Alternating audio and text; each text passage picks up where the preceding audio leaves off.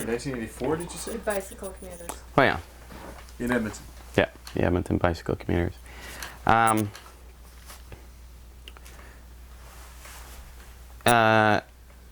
You know, so I got involved with the Edmonton Bicycle Commuters, and that's where I met Ange. We were active with the Edmonton Bicycle Commuters for a few years. And then we started to realize that, you know, the bicycling, bicyclizing the city, or the Vélorution as we call it. Vélo is the French word for bicycle. So the bicycle revolution, and you know, in the bicycle, let me just say that I think the bicycle is really a symbol or an emblem of the ecological. I'll pause this. Sorry. The bicycle is a symbol of what? I love it. Well, you know, I think of the bicycle as kind of the symbol or the emblem of an ecological society that we're aspiring towards, collectively aspiring towards, and you know, and maybe consciously or unconsciously. I think most people get it. The air is becoming more and more toxic. You know, 1,400 people, up to 1,400 people a year in Toronto are dying from the toxic air. Everybody knows a kid or a grandparent who's gotten asthma or emphysema, who's choking on the air. We've all felt it in our own lungs on a hot, smoggy day in the summertime. People know that something has to change. And, you know, I see the bicycle as symbolic of the transformation of where we need to get to. I mean, the bicycle is a simple technology, and our lives have become so complex. There's something about simplicity that I think resonates deeply with people. The bicycle is simple. You can fix it yourself. You don't need some expert technician. You can actually, with a bit of training, you can actually do everything required to maintain your own vehicle. By getting around by bicycle, you actually become healthier. By getting around by car, everybody gets sicker. My favorite part about it is it's totally self-reliant. Self-reliant, exactly. So it brings you power and self-sufficiency by riding it. You get healthier doing it. And for me, one of the great joys is that I'm outside. You know, it's one thing to talk about the environment, but the environment is what's all around us. And if you're cocooned in a car, or even a streetcar for that matter, you're really not connecting with the environment that's outdoors. So when you're riding your bicycle, you know if it's cold out. You know if it's icy out. You know if the wind is howling, and you know if it's raining, and you know if the birds are migrating, and you can see the buds on the trees in the springtime, and you can see butterflies on flowers if the butterflies are around. If you're in a car, you don't see that. So you're connecting with the environment in a way that you know, the humans have connected with the environment forever. So you know, and the bicycle is inexpensive, so it saves you money. It's convivial, so you get to meet other people and you can talk with people out on the street. And it doesn't destroy the environment as the other vehicles tend to do. So, you know, Angela and myself and a few others in the Edmonton Bicycle Commuters thought that the bicycle, you know, was one thing to talk about more bicycle paths and, you know, trying to reduce the level of bicycle theft and getting more bicycle racks, parking racks installed and that kind of thing. We thought that was only half the story, or part of the story. We needed to talk about how to make the city a more ecological city, not just for bicycles, but for green space, for other animals, for other plants, for saving energy. How could we save energy and treat sewage in ecological fashion, and good urban design and all this stuff. And other people in the Edmonton Bicycle Commuters didn't feel too comfortable about us talking about this sort of stuff. They wanted to talk just about bicycles. So after battling within the organization for a few years, we realized, why battle? I mean, let's set up another organization. And it's an important lesson, I think, that, you know, often people within groups will have these internal battles. We should do this or we shouldn't do that, and endless discussions at board meetings and, you know, and membership meetings about should we or shouldn't we do X or Y.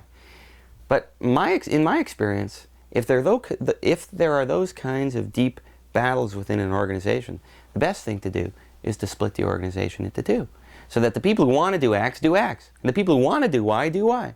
Because quite frankly, if people have a passion to do something, they should do it. Why should anybody stop them from doing it? You know, and we try to do that within our campaigns. If somebody walks in the door, you know, this happened in my campaign for mayor in Edmonton. I met a woman outside a farmer's market, the Strathcona Farmer's Market, one day. And she came up to me and she said, I told her about the campaign, and she was on her bicycle, woman probably in her 60s. You know, and I said to her, like I often say to people when I'm campaigning, what's on your mind? What are your concerns? What are your issues? She started telling me how she's an opera singer. And she couldn't find anywhere to sing opera. And she loves, you know, this is how she's earned her living, and she's getting near retirement age, and she can't earn a living, and so forth. And I said to her, well, you know, we're having a cabaret next week. Why don't you come and sing opera for us? Now, to be honest, I like just about every type of music. But opera kind of grates on me. I don't really like it, you know. But what the heck, right? I mean, this woman loves to sing opera. You know, I'll get over it. They should let her come. So she came to our cabaret, and she sang some opera, right? And people loved it, and she became part of our campaign. She became part of the group of people who were working on the campaign, and she got such a sense of satisfaction that she was able to sing her passion, and people listened and applauded and appreciated her gift, and she became part of our group. So back to the Edmonton Bicycle Commuters. So we ended up, you know, battling within the organization, you know, broader things besides just bicycles. And Angela and myself and a few others decided to set up another organization called the Eco City Society, the Ecological City Society, Eco City Society. And we became part of a burgeoning, nascent movement for ecological cities. And we were inspired by a conference in Berkeley, California that we attended, and got this group going. And then started, you know, through Eco City Society, advocating for Edmonton becoming an ecological city. What would it look like? How would it work? What would it cost? Who would be involved? You know, how would we get there? What's been tried elsewhere? And we started to figure out the nuts and bolts of how Edmonton could become an ecological city and how it would work. And we started preparing reports and submitting information to our city councilors about, here's what they're doing in Berkeley, here's what they're doing, you know, in Vienna, this is what's being tried in Portland, this is what's being done in Bangkok, that kind of stuff. And say, you know, actually doing the homework and the legwork and urging the city councilors and the administration of the city to get off the destructive path and to move on to a sustainable ecological path, because it works. Well, you know, by and large, we got no response from the administration and the city councilors, and they weren't interested in what we were suggesting, and you know, they sent us back form letters at best, or ignored us most of the time. And then I remember quite clearly in late 1988, sitting around with some friends and kind of bemoaning the fact that we weren't really making much progress and we were being ignored. And somebody said, you know, there's probably 8 or 10 of us sitting around having a beer, and somebody said, well, there's an election coming around in October, you know. Maybe we should run a few people for council. And people kind of looked at each other, you know, we looked around and said, yeah, maybe we should. Sounds like a good idea. Well, who would run? And, you know, and I'm always one to try things that I've never tried before. I really like that, you know, I like to experiment and to take risks. And I figured, sure, you know, I'd do it. Why not? What do I have to lose? And quite frankly, I never had, prior to that point, I never had any interest whatsoever in politics. If someone, you know, in 1988 looked in a crystal ball, you know, in June of 1988, and looked in a crystal ball and said, Tucker, I see you running for council in a year's time, I would have laughed at them. Like, there's no way. There would have, you know, I would have said, no way, that's not me running for council. I don't even know what they do at council. Like, who? I had no idea what the process was. But luckily, you know, we were living in a housing co-op at the time, the Sundance Housing Co-op, which had a glorious history at that point in time of electing people, of electing the first New Democrat member of Parliament, of electing the members of the MLAs, as they're called in Alberta, or MPPs in Ontario, electing people to the provincial legislature. So within our community, there were the skills of putting together an election campaign. So in other words, we were able to phone up our friends and neighbors and say, well, how do we do this? What's involved? Can you show us the techniques of how to get the lawn signs up there, of how to write, you know, the pamphlets, of how to raise the money, of how to prepare a speech, all that kind of stuff. And we learned, you know, pretty quickly, and put together a campaign in 1989 and didn't get elected, but laid the groundwork for the next election, which came around in 1992, and that's when I got elected. And I should say, you know, one of the really exciting things and attractive things about municipal elections as compared to other levels of government, is that you know when they're happening. There's no excuse to be surprised when a municipal election comes around. Provincial and federal elections happen at the call of the party in power. They can choose the date. Municipal elections are scheduled. Okay, so we just had a municipal election in Toronto, November 13th, the year 2000. It was a Monday. So it's the second Monday in November 2003. There's going to be a municipal election in Toronto. You can count the days. You know, it's 1,000 days from now, a little over 1,000 days. You can start planning it out. What are you going to do? Those are the 1,000 days you have to work with. You know when nomination day is, all that stuff. So, you know, there's, I guess what I'm saying is that, well, let me keep going, because 1992 I got elected, and we could talk a little bit more about that election, you know, about being on city council. But 1995 I ran for re-election in October, the third Monday in October, and did not get re-elected through a series of, well, for one thing, once I was in power on Edmonton City Council, the tabloid media and talk radio had a field day. I mean, you know, that's really where I learned the lesson that the corporate media really has no interest in portraying a progressive councillor in a favorable light, by and large. So, you know, I took quite a beating. We've got the scrapbooks of newspaper clippings to prove it, and over the 3 years got a lot of abuse, really, through the print media, the print media and talk radio especially. You know, at the end of the day, he or she who owns the presses prints whatever they want. There's no surprise that the Edmonton Sun, you know, part of the Sun media chain, they have their own agenda. You know, if Tucker Gomberg printed the Edmonton Sun on a daily basis, it would be a very different newspaper. It would have a lot more stories about ecological issues, about climate change, about, you know, about ecological sewage treatment plants. You know, if Judy Rebick owned the Toronto Star, there'd be a lot more articles about feminism and about democracy. Then, you know, if, like Conrad Black owning the National Post, he's got his agenda. We shouldn't be surprised by the fact that a certain slant is very apparent in those media. So I didn't get reelected, and another factor was another progressive candidate run, so the votes got split, and I was short a couple thousand votes. So Angela and I then decided, you know, what next? And we have a passion for ecological sustainability. We like traveling, so we decided to hit the road and put together a project we call Greenspiration. When we headed out on the Greenspiration Odyssey to document inspiring ecological stories from around the world, things that are actually being done on the ground, what communities are doing to put in place sustainable, attractive, popular, cost-effective solutions to just about every ecological problem that we face. You know, along the way in our travels, we found ourselves in Montreal in 1997, and I grew up in Montreal. We were in the neighborhood where my family's been living there for 6 generations of my family have been there, and the NDP was looking for a candidate to run in the federal election in 1997. So we decided to put together a campaign for MP. And this is where we kind of stumbled upon what I think is really a new style of electioneering and of campaigning.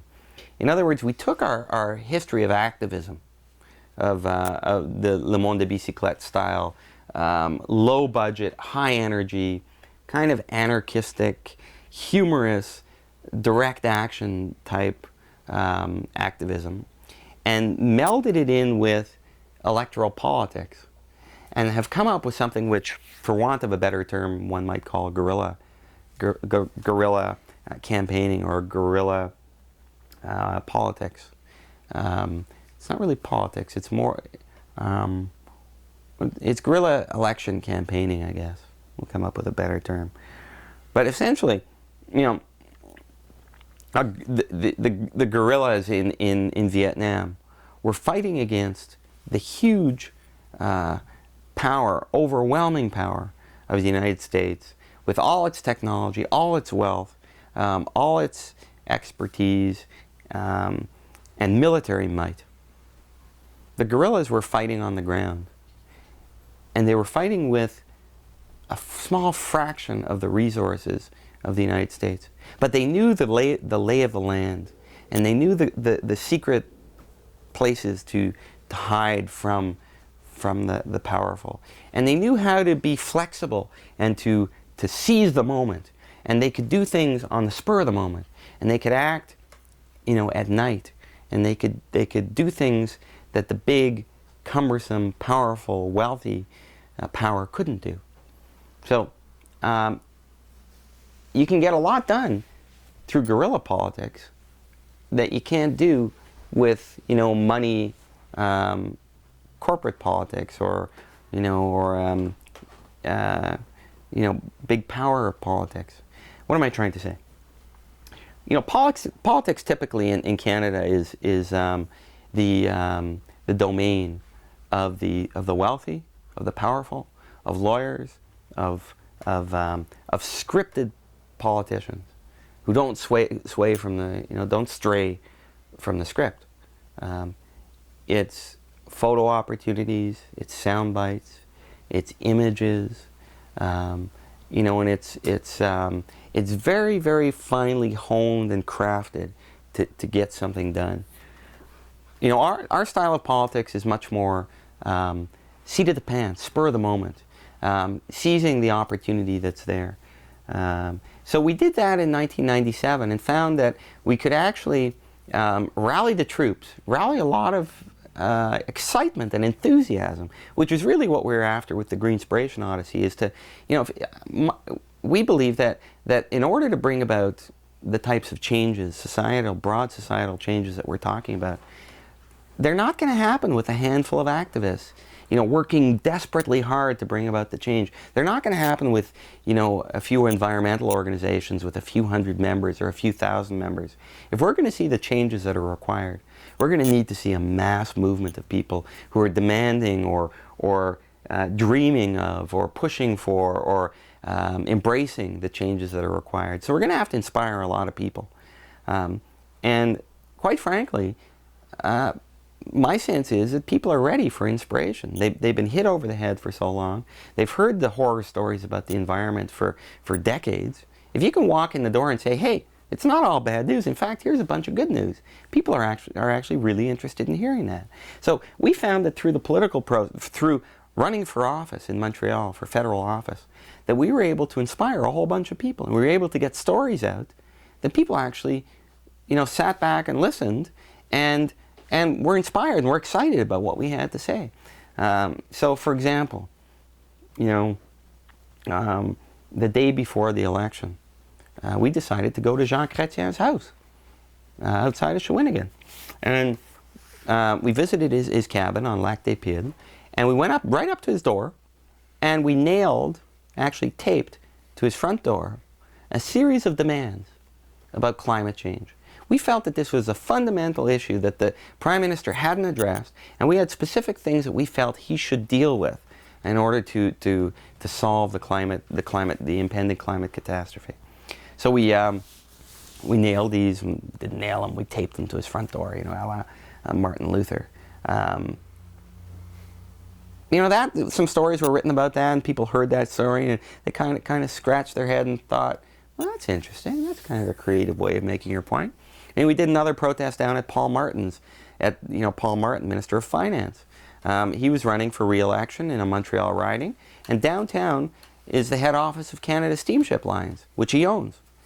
And Canada Steamship Lines has its head office, actually it's not its head office in Montreal, it's an office in Montreal, but its head office is in an offshore location, so that Canada Steamship Lines can avoid paying taxes.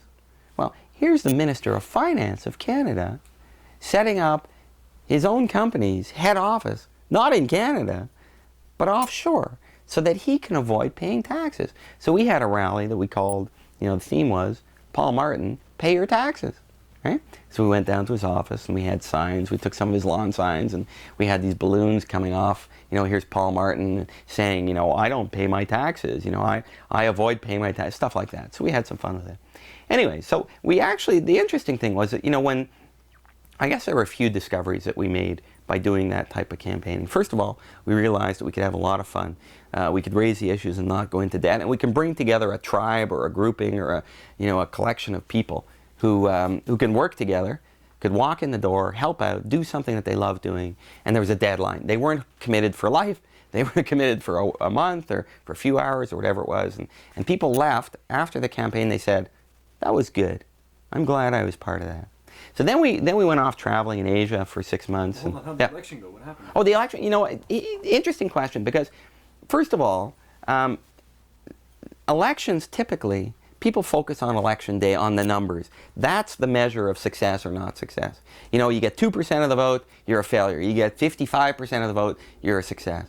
And it's always this numbers game that people look at the numbers. But in fact, what we learned from that election was the numbers are really only tell a small part of the story. The interesting part is the campaign leading up to election day. In other words, the election day is really secondary in many ways, because you have a month or so when people are actually paying attention. And that's when the discussion and the debate happens. When people start thinking about possibilities, thinking about, well, maybe Paul Martin should pay his taxes. Well, maybe the Prime Minister should really be, you know, those are some interesting suggestions for how the Prime Minister could be dealing with climate change and those kinds of things. So people's minds open up during an election period. And then after election day, they start to close pretty quickly. You know, to answer your question though, surprisingly, through this process, through our guerrilla campaign, we got the most votes of any NDP candidate in Quebec. Okay? So we actually touched the nerve and people voted for it. I don't remember the numbers. Ange, do you remember the numbers? I always forget the numbers. 7%, 8%, whatever it was of the vote. So then, you know, then we went traveling in Asia, and that's, you know, that was our Greenspiration Odyssey in Asia, and you know, it was fantastic stories, things that we discovered on just kind of through serendipity. And you know, one of my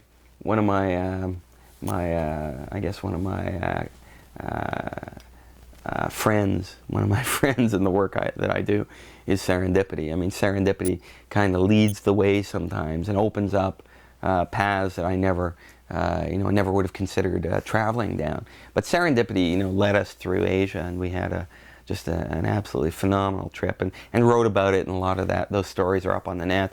We have a whole bunch of video which we haven't cut together yet, but which hopefully sometime soon we'll put together into video clips. And found ourselves back in Edmonton. That was when? That was in June of 1998. I think we touched down in June, and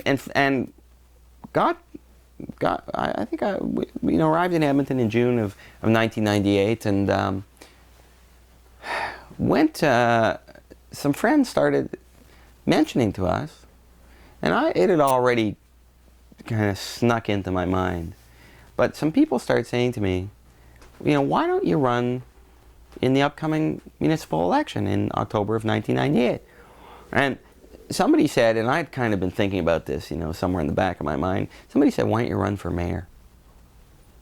And, you know, it was a situation very similar to the situation in Toronto in this last election, where Bill Smith, the incumbent mayor, was up for re-election, was running for re-election, and everybody believed that he was going to get re-elected, that there was no chance of unseating him. He was very popular. The media loved him. And nobody substantial from the progressive community was going to step into the ring, because they felt they'd lose. I mean, why would an incumbent city councillor go to bat, you know, fight Bill Smith? They could lose. And if they lost a seat on council. So that wasn't worth it. So basically the field was wide open for someone to step in, a progressive to step in and run a campaign. And you know, Ange and I talked about it, and we figured, geez, you know, from the experience in Montreal a year prior, we had so much fun with it. We really rallied the troops, and we raised a lot of issues. Why not take it, you know, one step, deeper and actually, have the nerve really to run for mayor.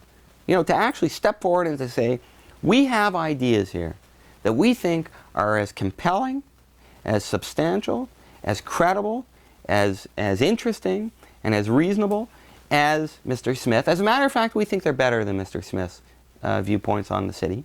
And we're going to debate them with Mr. Smith. We're going to go door to door with these ideas. We're going to put them before the electorate, and they'll have a chance to choose. So, and we're going to do it with some pizzazz and with some humor and with some fun. So that's what we did. And we had such an amazing campaign that it just blew our minds. It was beyond all our expectations. We brought together, hundreds of people. How many people did we have? The numbers are kind of all mixing up in my mind now. But we delivered, 100,000 leaflets? 140,000 leaflets. We could not believe, at the end of the campaign, we couldn't believe what we had accomplished. And there was such a good feeling to it. There was some frustration and there was some bitterness because, we felt that the media really hadn't given us a fair shake, and they kind of dredged up some of this noise from when I'd been city councillor. Things like, that I wouldn't wear a necktie and, that I was disrespectful and just kind of, things that had never really been resolved. But actually, quite by and large, to be fair with the media, they did give us a fair shake. There was a bit of that noise at the beginning of the campaign, but thankfully they left it behind, and we were off on a campaign that was extraordinary. We learned, each time that we do this campaigning, we learn a few more things of how to do it better. So one thing that we learned was to be on topic. Okay, you can get up in the morning and send out a news release on something that you think is really the number one issue. You think it's the number one issue, good for you. If it's not on topic, it's not going to resonate with the media probably, and you're going to have a hard time getting their attention. On the other hand, I was getting up at 5 o'clock in the morning, and I would read the newspapers online, and I'd see what the stories were. What was on page one? Okay, there was just a spill, a toxic spill, and it was front page stories. Our story that day was on toxic spills, what the city needs to do about toxic spills. If the story is about a cyclist being run over, front page story, we release our platform plank on safe transportation in the city. So we're on topic, and the stories that are the front page, we then step forward with a news conference, with a substantial platform plank, with some interesting perspectives on the issues, with the experience of having been a city councillor, so I know to some degree, what I'm talking about, and with doing it in a creative way. And we found that for the final month of the campaign, we were in the newspapers every single day. Okay, we created a buzz in the city that the media, to their credit, actually gave us a lot of consideration, and very differently from the Toronto experience. They actually considered what we had to say. Here's Gomberg saying that Edmonton Power could be generating its power from solar power and from wind power. And his house, where he's living, is the first house in Edmonton to get its electricity from wind power. And there's a sign on the door. And Gomberg figured out how to do it. The electricity's coming from southern Alberta, from Pincher Creek, and he's made the arrangements, so he's the first house in Edmonton to be doing this. And they do a story about it, and they'd be talking about wind power. So, we were just totally satisfied with how we were able to get these ideas out there. And this idea of working for change in society, my sense is that the change, I've fought on specific issues for change, and most of the time you don't win them. You go to battle and you lose them. The Adams Mine, we beat that one, and it was incredible how we did that. But change, I think, happens more in a nebulous way, and it's a cultural change really that we're talking about. The day that people wake up and decide that Toronto should have bicycle paths all over the city, or that homelessness is not something that we'll tolerate in the city anymore, that we need to dedicate the resources to solving the problem, the morning that people wake up and with the realization that has to happen soon, it'll happen virtually overnight. So it's the culture that needs to change, that people basically have to decide this is something that's going to happen in society. So how do you change the culture? And I think, what we think that why we're so excited about electoral politics is that regardless of the numbers on election day, leading up to election day, you get the opportunity to plant a whole bunch of seeds, different ideas, and some of them start to take root and some of them start to blossom. And, you know, bringing out these ideas, you know, the things that we brought up in this campaign over the past couple months, some people were awakened, you know. It's kind of this awakening, I think, that we're after. You know, I talk about people waking up one morning. You know, some people are, when we put our ideas out there, some people wrote back an email, people we've never met, and they said, right on, this is exactly, I'm so excited that you're talking about this stuff. Politics has been dead to me. These are the things I believe in. How can I help? That kind of stuff. So, but, you know, and some people wrote us and said, you know, I wasn't really thinking about things, but you've woken me up. And it's kind of like this collective awakening. You know, people are walking around, doing their daily routine, and kind of being ground down by the system, and burdened by, you know, getting the kids to daycare, and paying the bills, and being in debt, and stuck in traffic, and, you know, and illness, and family conflicts, and, you know, marital problems, and, you know, and all this stuff that's burdening people down. And, you know, this kind of awakening, you know. Go on. Yeah. I'll be fast. Sure.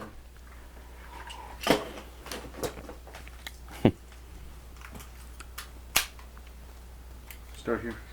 Oh shit, that's not what I want to do. Start here. There we go. Go on. So it's kind of like, you know, I don't know. I don't know how it happened to me. You know, I don't know what it was that kind of was the incident that kind of woke me up. I mean, it was probably the Seabrook nuclear power plant. The more that I found out about nuclear power, the more outraged I was. That here were the experts saying, it's safe. Don't worry about it, right? Things are under control. Then you had 3 Mile Island. Then you had Chernobyl, right? And I woke up and said, whoa, this is serious stuff, right? And that, I think on some level, is really upsetting. Anyway. There it is. Okay, where were we? Well, I was talking about this awakening, you know, this concept of awakening, and I don't know what it is. I think that you know, now that we're talking about it, it's something that we should put some more thought into, because what is it that kind of, you know, is there a point where people are kind of, where a person kind of moves from complaining or sitting at home and not being involved to when they become involved? Like we got a number of email messages from people who said, I'm getting involved. This is the first political campaign that I'm getting involved in. And I'd never really thought about it, but we really should quiz those people. What did it to them? You know, I think that it was, you know, the anti-nuclear movement that really got me involved. You know, and I guess the successes of some campaigns that I've been involved in that really give me a sense that, hey, change is possible. And it's also just, I guess, a sense of, you know, I know that if we had done nothing on the Adams mine, and it was literally a handful of people, if we had sat back and said, it's impossible, there's nothing to be done here, we would have the Adams mine, you know, decision would have stuck. There wouldn't have been any change to it. It would have, council would have adopted it, and that would have been the end of it. So through activism and through engagement in the process, we can bring about change, and that, you know, I guess that's what's kept me going over the years. But this mass awakening that's really required, I don't know what'll spark it. You know, certainly the alarm bells are ringing. I mean, I hear the alarm bells all the time. You know, the climate alarm bells are going every day. You just have to open the newspapers.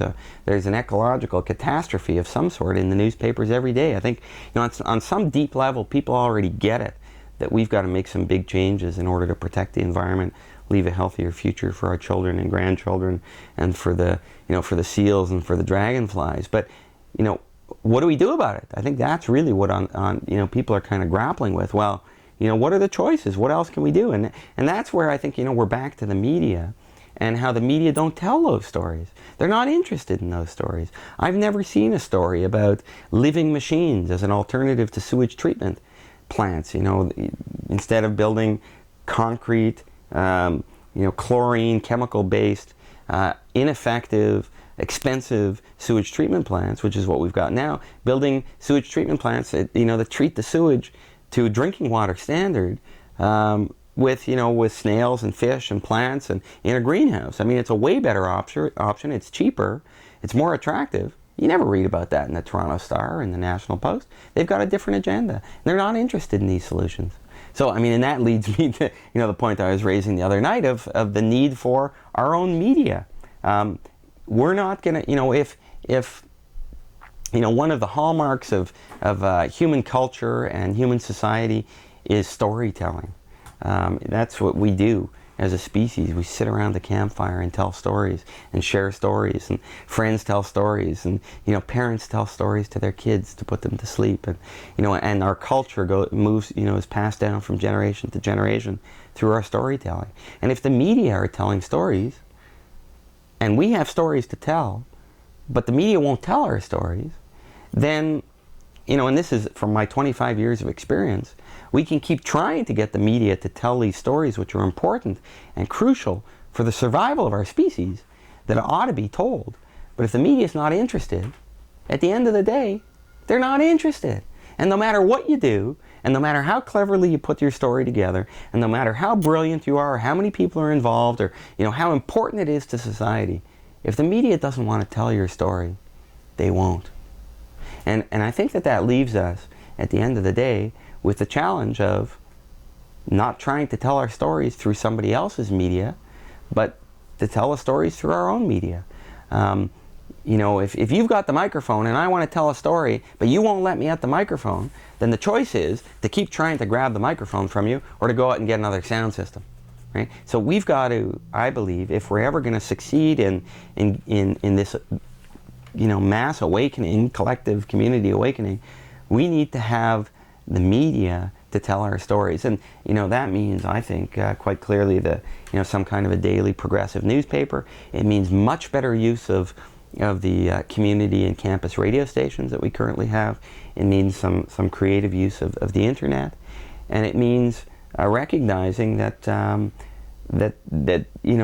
we need to invest in those media over a period of time before they can get up and running. And it's going to take some time and some effort. The media, the political awakening you're talking about, I really think when it comes to politics and everyone's day-to-day life, it basically is a matter of priority. And it's a shame that only 30% of people, in Toronto in this election sort of felt it was their priority to get out and vote. But if you're going to start to prioritize this stuff is the way to do that through the media, corporate, independent, or otherwise? Well, I think, let's analyze that point. That only, and everybody says this, it's a shame that only 30% of Torontonians bothered to vote. But, I'm anxious to see, to work with some student or some class to do an analysis, a Chomsky-type analysis of the media coverage of this mayoralty race for the 2 months leading up to the election and maybe the week or two after the election. And what they were saying in the print media and the major daily newspapers about this election. Okay, there was the drumbeat that there was no race here, that there was nobody of substance running against Mr. Lastman, that all the other candidates were fringe candidates, that there was going to be a coronation and so forth. Well, who's surprised that only 30? I'm surprised that 30% of the people bothered to show up. I mean, why did they even bother? The media was saying over and over again, don't bother.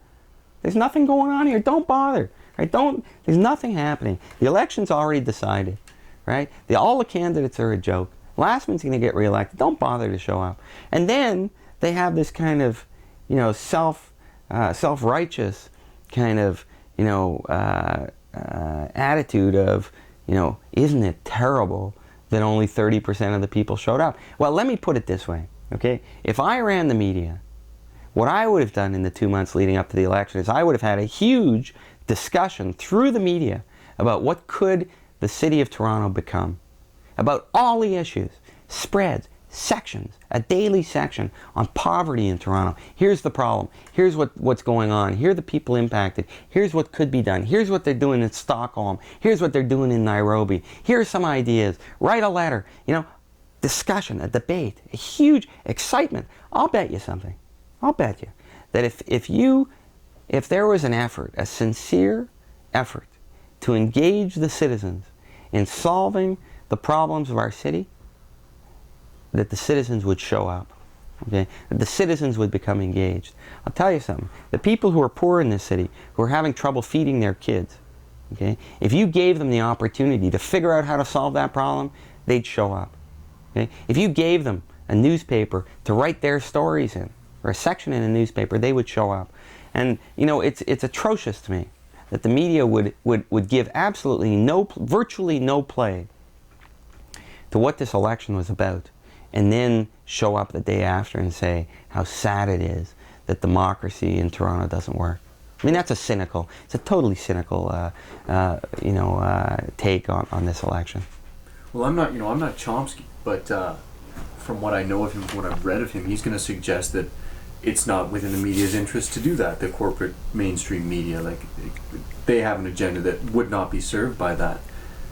Right. It starts to sound like a conspiracy theory, but how does it work? I mean, it's not a conspiracy. See, a conspiracy suggests that a bunch of people sit down in a room, you know, a smoke-filled room, and they decide, here's what's going to happen. It doesn't need to happen in a conspiratorial type of a way. It needs to all it needs to happen is that the corporate interests know which side of their bread is buttered on, and they know that Lastman is their friend, and they know that Gomberg is not their friend, that Gomberg is kind of mouthy, right? I mean, for example, you know, I kept talking about this fundraising dinner that Mel Lastman had, where people paid $2,500 for a plate to sit down and have dinner with Mr. Lastman. Well, you know, I started thinking about it afterwards. I'll bet you that the Star had a few tables at that event. I'll bet you that the CBC was there and bought tickets.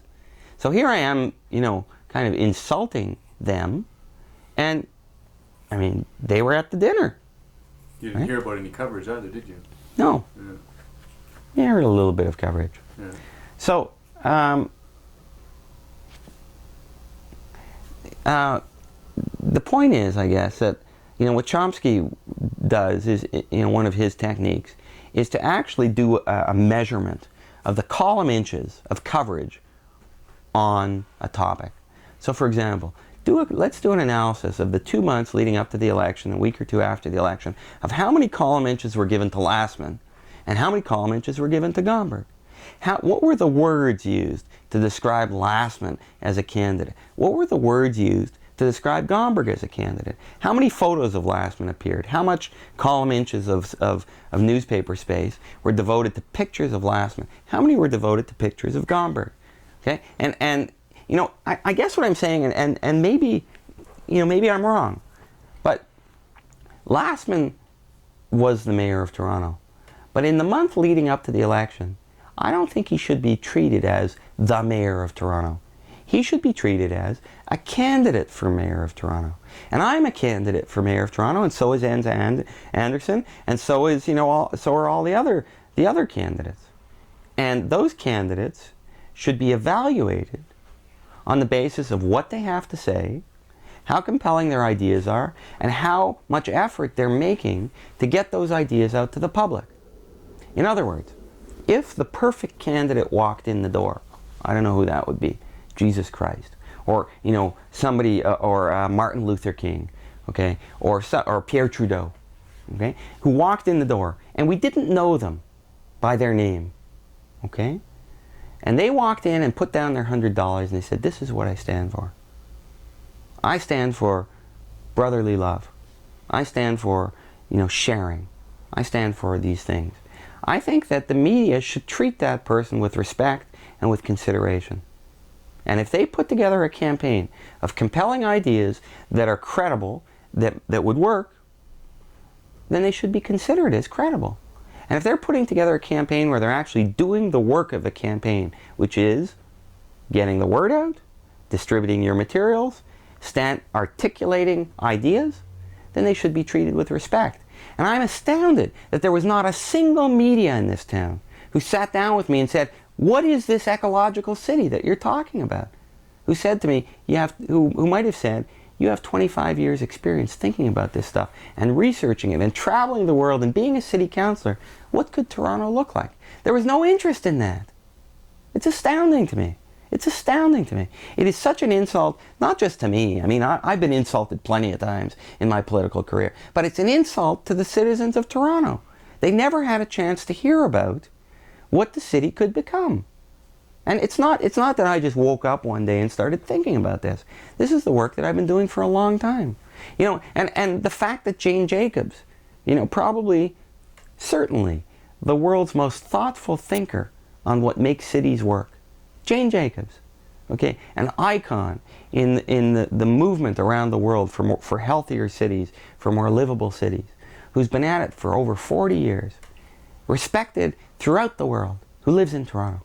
She had a choice on election day, and she voted for me because I've been talking about the things that she's been talking about. She didn't vote for Lastman. Did that get any coverage whatsoever in the media? No, it was of no interest to the media. You know, the media was more interested in talking about how good the moose were for the economy, right? Or you know, 4.5-page article about Mel Lastman 2 days before the election. So the media has no interest. You know, we need to get over this expectation. The media has no interest whatsoever in putting forward the substantial, or as being a medium for a substantial discussion and debate that needs to happen in our society, not just before an election, but on an ongoing basis, of how to get out of the mess that we're in. You know, describe that as you will. You know, how to deal with homelessness. What are the solutions? What could be done? Ecological breakdown. What are the problems? What can be done? The media has no interest whatsoever in grappling with those issues. And we need to get over an expectation that they're going to do it, because they won't.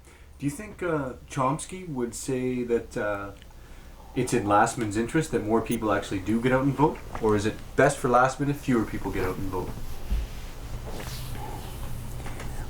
Well, you know, I think that Chomsky would immediately recognize the complicity, how the media is complicit in maintaining the power structure in society. And anything that's working to upset, you know, or anything that entails upsetting or altering the power structure is naturally excluded from the media. So the media maintains the status quo, you know, at the end of the day. And I mean, I think that there's no big surprise there. But, you know, there was a surprise to me that a medium like the Toronto Star, which kind of has this image of being kind of liberal and somewhat progressive and so forth, completely fell down on, you know, completely failed in any ability to portray our campaign as something that had any credibility whatsoever. Well, do you think that's, you know, do you think it's in their interest that fewer people could get out to vote then? I'm not sure how that breaks down. Well, I think it's in their interest to ensure that people only have the choice of Mr. Lastman, regardless of how many people And if they feel that way, they're probably not going to bother to vote. That's right. All right. Yeah. You know, it's interesting. We through this campaign, when we saw what the media was doing, we made quite an effort to get people to write letters to the editor. And, you know, we got copies of these letters to the editor. People emailed them to us. And it was astounding that virtually no letters appeared. Yeah. You know, the Star does this tally, I think it's on Saturday, of the letters that they've received, how many letters on what topics. And in the 2 or 3 weeks leading up to the election, they were getting at least 50 letters per week on the municipal election. So there were probably 150 or more letters that they received, many of them criticizing them for their lack of coverage of our campaign, or their twisted coverage of our campaign. And, you know, they publish the newspaper, right? So they decide, I mean, you know, they're publishing the newspaper and they're freezing us out. They're excluding us from the discussion. And people are writing letters and saying, why are you excluding them from the debate? And they don't publish those letters. So, you know, big surprise. I guess, you know, after this campaign, I'm even more resigned to the fact that, you know, write your letters to the editor if it gives you some sense of satisfaction. But don't expect any attention from the media, because they've got another agenda altogether. Do you think the Edmonton race was more of a success than this one for you, for the movement that you represent? Well, each campaign unfolds in unexpected ways, and each campaign has its successes and its frustrations and its failures. The Edmonton race was phenomenal because, for one thing, I was a known quantity in Edmonton, and I had the credibility of having been a city councillor, albeit one that was ridiculed by some of the media on a regular basis. But nonetheless, I had been a city councillor, and I had that kind of status that I had spent 3 years in City Hall. So I was treated with that level of respect in that campaign.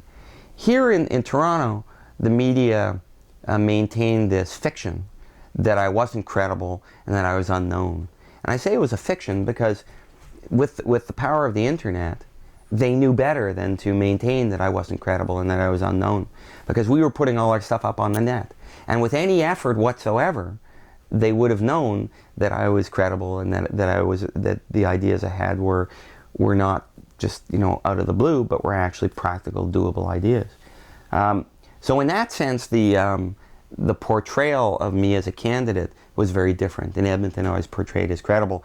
In Toronto, up until about 2 weeks before the election, I was portrayed as just one of a host of fringe candidates, and that was very frustrating for our campaign in Toronto to try to break through that fringe candidacy portrayal. And the other thing was the conundrum of having to use a lot more political theater to get the media's attention than we used in Edmonton or any of our previous races. The 6 o'clock news in Edmonton is the same length as the 6 o'clock news in Toronto, but Toronto's 5 times bigger.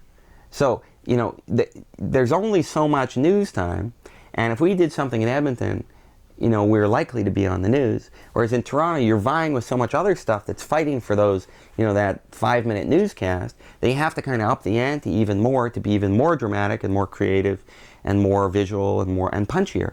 So we found that we had to resort to more dramatic political theater in Toronto, which then brought with us, it got us on the news, but it also brought with it this kind of tinge of fringiness. So the media liked to portray the campaign as being a fringe campaign because I threw down the gauntlet, to Mr. Lastman to debate me, or because I went after him with a rubber chicken. I mean, it's important to say that the media, that the reporters, it's completely in their hands, as they type up their stories, as to what take what they'll make of something that you do. And I saw this while a city councillor in Edmonton. I do something as a city councillor. The Edmonton Journal writes, it was great what Tucker did, it had this aspect, it was creative, it saves the city money, blah, blah, blah. The Sun writes, it was stupid, it was dumb, it's going to waste money, blah, blah, blah. The same thing, 2 different takes on it. Great idea, terrible idea. Reasonable, unreasonable. So it's completely, there's no such thing as objectivity. I mean, there's the interpretation of the reporter, of the journalist, from their background, their take on it. It's like, you look at a painting, you love it, someone else hates it. So similarly, the reporters, when I threw down the gauntlet, could have said, very creative, ballsy, gutsy, chutzpah. This is exactly what we need in this election campaign. We need to see a race here, and Gomberg's taken up the challenge. Thank goodness that Gomberg and his campaign team are engaged in this election, and they're raising the issues that need to be raised. That's one take. Another take is children and elderly people put at risk. When he threw the gauntlet at Mr. Lastman. I never threw the gauntlet at Mr. Lastman. Doesn't matter what you did. Whatever the media say you did, that's what you did. Right? That's the truth doesn't really matter. It's the interpretation of what happened. Absolutely. Okay. So what I'm wondering out loud, and I don't want to sound like I'm like sour grapes, but why was there not a single journalist who said, "Thank goodness that Gomberg is running in this race. Thank goodness that he has a campaign team of 600 people who are shaking up democracy in this town." I should say that there was some coverage like that from the weeklies kind of towards the end, but the daily newspapers never, ever took that kind of attack. And when you tally up the number of journalists, who are writing, the columnists, Michel Landsberg did. I should give credit where credit is due. But they were few and far between. And the vast majority of the media kept repeat. They stood by their mantra: fringe candidate, crazy stunts, and that was it. And they kind of packaged our campaign in this little package and threw it away. Well, with all that in mind, do you think you reach more people in Edmonton than you did in Toronto? No, I think we reach way more people in Toronto. I mean, just by the fact that we distributed almost 400,000 leaflets, that we had almost 1 million hits on our website, that we touched, it's a bigger city, that we were in the media, on pretty well a daily basis, raising issues. That even though they talked about stunts, with the talk about the stunts, about Robin Hood as a stunt, came the message of Robin Hood. They couldn't exclude the story of Robin Hood, of taking from the rich and sharing with the poor, and of poverty in Toronto in the year 2000. And of, even though they kind of portrayed me locked to a toilet as being kind of a wonky stunt, although they didn't even do that, interestingly, towards the end, they accepted the fact that this was some theater that was actually talking about something of importance in our community. And the interesting thing, actually, really looking back on it, was that final action that we did, the political action of the squat. And the media never even called it a squat. I mean, the occupation of the Princess Margaret Hospital. The media actually gave us fairly good coverage on it. It was a little bit weird that I was locked to a toilet, but the story was that there are 2,000 homeless and that the building's empty and that it's warm. And even the guards and the police who came by all kind of understood that maybe, in some way what we were doing was actually the right thing to be done. So, I kind of look back on that and say, wow, we brought the whole campaign to a certain point, and there we were on election day. And people just kind of calmed down and said, yeah, that's okay that you're doing this. And in some way, the community, it resonates with the community, and it's a good thing that you're doing this. We've got a federal election coming up now. I don't want to get too far into it, but geez, I mean, what kind of expectations are you looking at for that? I mean, well, we talked about this the other day, and I said that the federal election leaves me cold. There's no emotion in this election. There's no passion. In our campaign, we were and we are hungry for social change. We feel it in our bones. We're passionate about it. Something's got to give. We're 600 people who are working together. We've got good ideas. We've done our homework. This stuff would work. Why aren't we doing it? Right?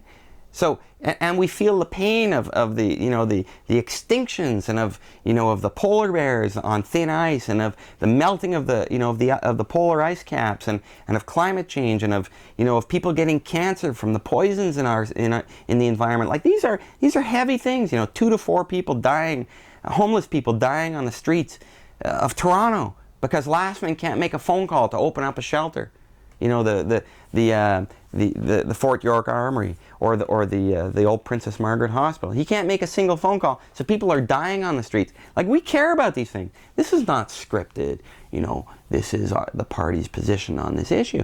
This is passion, and I don't see that in the federal election, and I don't see, I'm disgusted by the Alliance's take on things, and on this privatization and giving more money back to the rich, and moving away from a caring society more to a fend for yourself society, and those things really they enrage me when I hear those kinds of ideas. But I'll tell you something, Jean Chrétien getting reelected doesn't grab me either.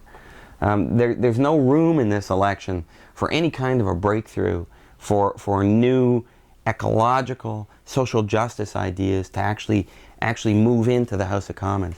And I think, a big part of it is the fact that we don't have a proportional representation system of elections. And quite frankly, we got in the municipal election for mayor, we got over 8% of the votes. In the NDP election in Quebec, we got 8% of the votes. You know, I know that these ideas federally would get 8% of the votes or better. And if you had a proportional representation system and you got 8% of the votes, you'd have 24 people sitting in the House of Commons. And if you had 24 MPs, members of Parliament, fighting for the types of things that we're talking about, whoa, watch out. That Parliament would be a really interesting place to watch and to listen to the debate. So we need to, we need to be talking about very clearly that we need a proportional representation system, just like virtually every other democracy around the world has, except for 3 main countries, the United States, Canada, and the UK. Do you ever consider yourself as a man before your time? I mean, you've got all these theories, which some people are going to find, I mean, I don't, but some people are going to find controversial, kind of radical, maybe even absurd, like the idea of a living machine. Like, there's going to be a lot of people that aren't even going to take that seriously. Huh. What do you think? Do you think this is the kind of thing we're going to grow into the next 10, 15 years? I mean, yeah. I hope so, but... Sure. Do you feel marginalized like that? Like a man who's before his time? Yeah, I mean, of course, I'm I guess, I'm a man ahead of my time, but, that's how it was with recycling. I mean, 20 years ago, when I was doing curbside door-to-door recycling in Montreal, I was, 10 years ahead of my time. And I guess having been doing this stuff for 25 years, you start to get a sense that it takes time for change. And I guess that's one of the lessons that I've learned. I used to jump into campaigns and fight really, really hard for a change, for this bike path or for that composting program or, whatever it was. I'd fight really hard and put all this energy in and be up against this huge system and most of the time get, not accomplish and then kind of feel exhausted and demoralized. But now I realize that it takes time for change to happen. And sometimes, and I'm a believer in kind of broadcasting seeds and throwing out 1,000 ideas, and 2 or 3 of them will actually take root right away, and a few hundred of them will kind of take root and maybe start appearing, budding out, popping their little heads above the soil in 3 or 5 years or 10 years, and some will take 20 years, and I don't know which ones are going to happen first and which are going to take longer and which ones will get stomped on right away. Ursula Franklin says that we are earthworms preparing the soil for when the seed drops. It's like when the penny drops, like when the penny drops is that, that saying of kind of when the penny drops, when people kind of, it's kind of that, that eureka moment when people kind of say, oh yeah, right. So when the seed drops, the seeds are dropping all the time. The seeds the plants are spewing their seeds out all over the place, and some of them land in fertile soil. Well, we're preparing the soil for those seeds to take root. Awesome. Well, I just got a couple more things to ask you. We're at the end of the tape, actually.